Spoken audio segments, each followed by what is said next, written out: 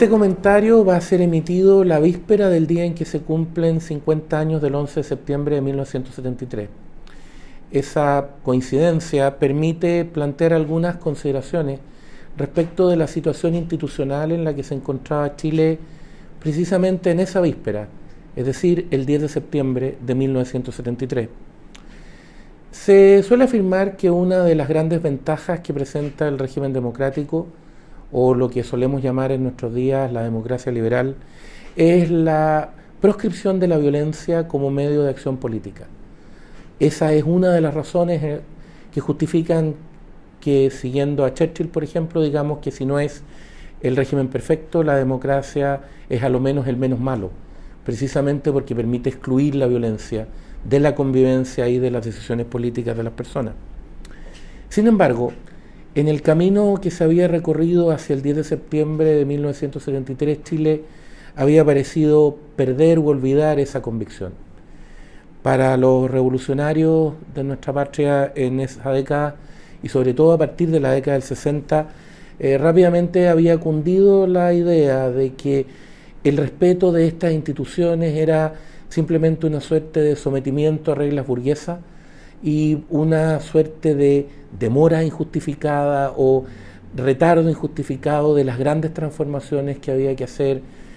sin parar en mientes de cuáles eran los costos o cuáles eran los problemas al respecto. Porque de hecho esas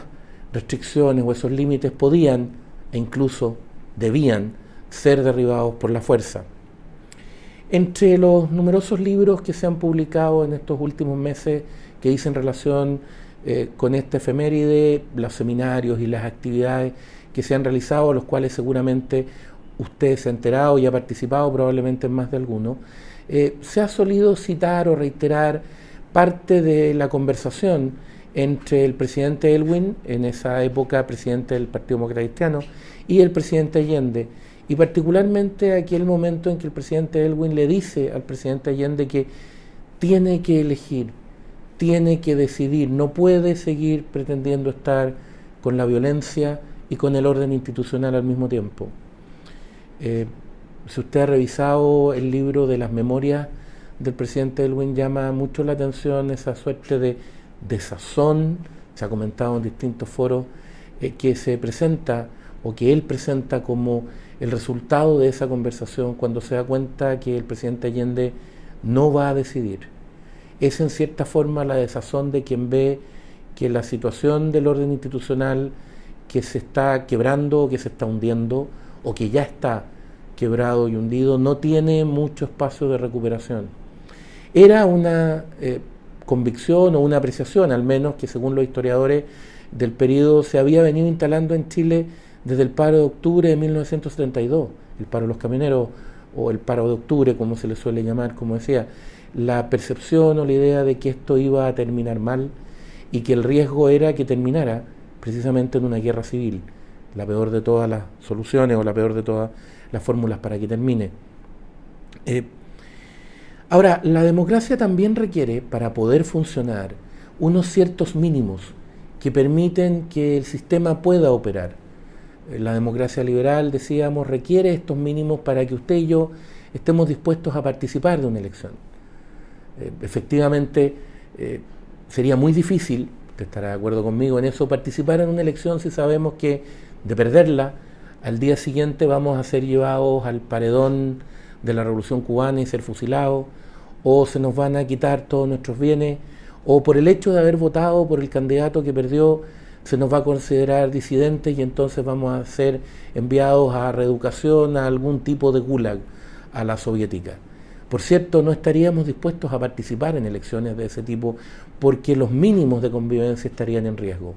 Por eso que junto con la democracia liberal se ha entendido siempre la necesidad de que exista un cierto orden institucional que garantice mecanismos de control del poder y que garantice unos ciertos derechos mínimos a todas las personas, pocos pero muy importantes, que son precisamente los que permiten asegurar esa base fundamental de convivencia y permitirnos perder una elección sin tener el temor de que de perderla estamos además perdiendo la vida o casi tanto como la misma vida. Por cierto, la experiencia de asistir a la instalación de un régimen que busca instaurar la dictadura del proletariado no parece ser muy atractiva ni interesante, y eso cabe decirlo independientemente de si los regímenes o si regímenes tales como Stalin, Lenin, Pol Pot o Fidel Castro, por citar solo algunos, cuentan con más o menos apoyo popular. Usted y yo sabemos que la vulneración de los derechos esenciales de las personas y el desconocimiento de las reglas básicas de control del poder no generan una sociedad adecuada y en la que las personas que creemos que la libertad es fundamental o que queremos un orden basado en un orden propio, perdón, de una sociedad libre, creemos que se puede establecer, y precisamente creemos que ese es un límite a lo que pueden hacer o dejar de hacer las mayorías. Por lo tanto,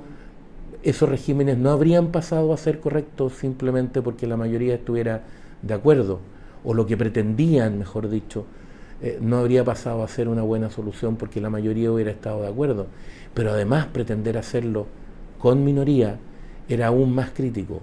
y eso fue lo que pasó en el camino el 10 de septiembre de 1973. Ha circulado en estos días nuevamente, está en distintas plataformas y por cierto en YouTube, una muy famosa entrevista de Rayy Debré al presidente Allende.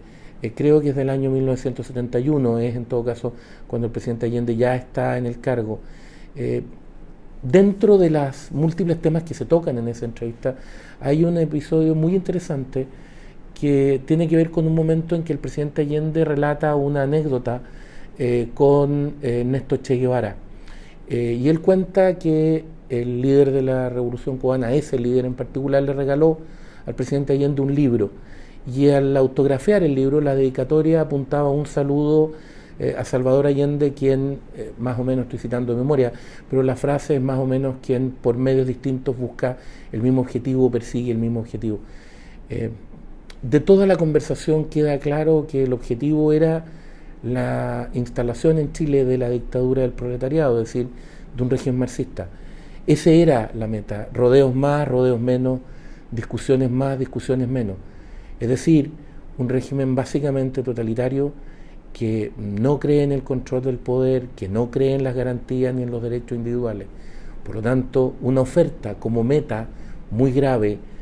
no solo por el proceso que se desarrollaba, ya hemos hablado de la violencia para alcanzarlo, sino por la meta que se ofrecía o el lugar al que se ofrecía llegar a los chilenos finalmente si ese régimen se terminaba por instaurar. Si usted o yo revisamos los datos de la situación de la población en Chile y nos ponemos a mirar edades, configuraciones demográficas,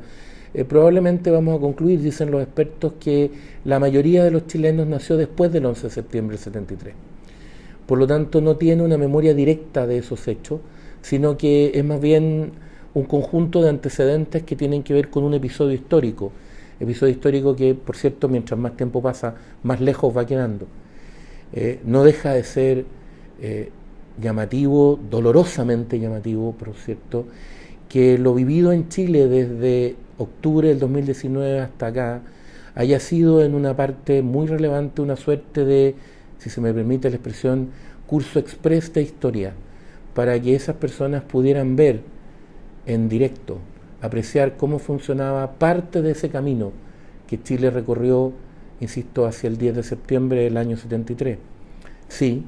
porque muchas personas pudimos ver cómo se justificaba y virtualmente se glorificaba el uso de la violencia,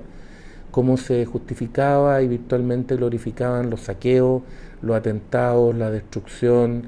la agresión, diciendo que ese era el camino para poder instalar una sociedad mejor, una sociedad más justa, satisfacer anhelos largamente postergados y que por lo tanto no había que fijarse tanto en esas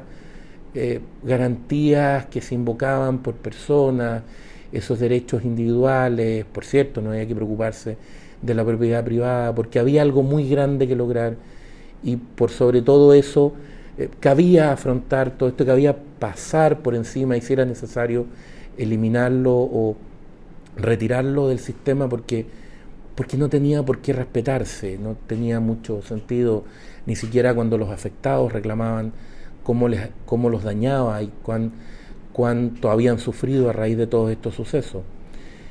Pudimos ver también esa gravísima declaración de noviembre de 2019, suscrita por todos los partidos políticos de la oposición de la época, desde la Democracia Cristiana hacia la izquierda, en que se decía más o menos que el proceso constituyente lo dirigía o lo llevaba adelante la calle, en una gran renuncia al sistema institucional, en una gran renuncia al orden institucional y a los principios fundamentales de un Estado de Derecho, en forma y en régimen. Pudimos ver después cómo se hablaba ya no solo de resquicios legales, como se planteó durante el gobierno del presidente Allende, sino que derechamente de resquicios constitucionales. Sí, pudimos ver todo eso. Y pudimos ver también cómo en el proceso constituyente anterior se nos dijo que era bueno que algunas personas fueran funadas para que aprendieran lo que era sentir miedo. Candidatos a puestos públicos importantes como gobernaciones, por ejemplo, nos dijeron, citando canciones, que era importante que el miedo cambiara de bando, porque era importante que algunos sufrieran. Se nos dijo por miembros de la convención, de la mayoría que hegemonizó la convención, que había personas que por su origen, por quienes eran o por las ideas que tenían, no merecían ser oídos, no merecían participar, no importaba si habían ganado una elección al respecto, no, esas ideas no eran parte, no debían estar en la convención. ¿Recuerda usted cuando se dijo que virtualmente no podía ni siquiera estar la bandera chilena y cuando se pifió el himno nacional? Bueno, eso de alguna manera recordaba esta idea de que había instituciones lógicas, construcciones que solo servían a la burguesía y que tenían que ser eliminadas por completo, refundadas, reconstruidas íntegramente. Pudieron ver, decía, ese camino que recorrió Chile hasta el 10 de septiembre de 1973. Hay quien ha dicho que no deja de ser paradójico y una suerte de llamada de atención del destino, si se quiere, o de la providencia, el que ese plebiscito del año pasado que rechazó esa propuesta de muy mala constitución que nos hizo la convención y que habría dejado a Chile de haberla aceptado en algún lugar entre el régimen castrista y el régimen chavista, ese día de ese plebiscito, digo, coincida con el 4 de septiembre y por lo tanto con el 4 de septiembre de 1970, cuando fue electo presidente de la República Salvador Allende y se inició el proceso del gobierno de la Unidad Popular. Hoy día se dice que sería bueno tener acuerdos respecto de cómo evitar que algo así ocurra de nuevo, que nos enfrentemos nuevamente en la historia de Chile a situaciones como las del 11 de septiembre de 1973. Quizás una manera de avanzar en ese sentido, sin por supuesto tratar de imponer una verdad oficial ni una historia oficial respecto de lo ocurrido, como parece que a varios personeros y a parte importante del gobierno actual le importa. Sin hacer eso, digo, una manera de avanzar podría ser pensar en la efeméride siguiente, en el 18 de septiembre, que nos habla de un país que se ha construido a lo largo de ya más de 200 años con el esfuerzo de todos, de tirios y troyanos, de muchos que han dado su vida por Chile, que han dado su vida por esa bandera que en algún momento pareció que no servía, que han dado su vida por esas tradiciones, por esa historia, por construir un país mejor sin incendiar lo que había, sino que simplemente tratando de mejorarlo, de avanzar a partir de lo que se tiene y lo que se ha construido en conjunto. En ese sentido, quizá lo mejor para evitar imposiciones indebidas o decisiones indebidas de tratar de reescribir historia sea tener, si se quiere, un acuerdo, un compromiso, una cierta convicción más bien. Lo importante al final, si usted y yo creemos en la libertad, es la convicción que tienen las personas, que tenemos y que mueven nuestros actos. Tener la convicción de que si de verdad no queremos que Chile vuelva a vivir un día como el 11 de septiembre de 1973, entonces lo que tenemos que hacer es que tenemos que tener la convicción de que no debemos recorrer de nuevo el camino que llevó a nuestro país al 10 de septiembre de 1973. El Líbero, la realidad como no la habías visto. Haz que estos contenidos lleguen más lejos haciéndote miembro de la Red Líbero.